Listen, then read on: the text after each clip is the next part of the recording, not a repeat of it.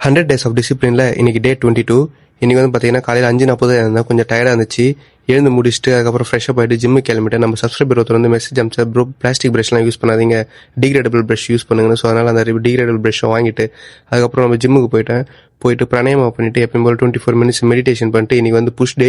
So வந்து push work out எல்லாமே start பண்ண ஆரம்பிச்சிட்டேன். ப்ரீ ஒர்க் அவுட் எடுத்துகிட்டு இன்றைக்கி வந்து கொஞ்சம் டிக்ளைன் புஷ்அப்லையும் அப்புறம் வந்து வெயிட்டட் டிப்ஸ்லையும் வந்து கொஞ்சம் கான்சன்ட்ரேட் அதிகமாக பண்ணேன். ஏன்னா நம்ம மசில் பண்ணதுக்கு கொஞ்சம் டிப் ஸ்ட்ரென்த் வேணும்னு சொல்லிட்டு அதெல்லாமே பண்ணி முடிச்சுட்டு வந்து வீட்டுக்கு வந்தாக்கா பிரேக்ஃபாஸ்ட் சமைக்கலான்னு பார்த்தேன். நம்ம நண்பர் வந்து கோயில் படைச்சிட்டு அதுலேருந்து சாதம் எல்லாமே தந்து கொடுத்தாரு. ஓகே, பிரேக்ஃபாஸ்ட் சமைக்கிற வேலை மிச்சம்னு சொல்லிட்டு அதெல்லாமே சாப்பிட்டு முடிச்சுட்டு நம்மளோட டென்டல் அப்பாயின்மெண்ட் பல் வந்து க்ளீன் பண்ணதுக்கு ஸ்கேலிங் பண்ணதுக்கு அதெல்லாமே பண்ணி முடிச்சுட்டு லஞ்ச் சாப்பிட வந்துட்டேன். இன்றைக்கி லஞ்ச் நல்லாவே இருந்துச்சு.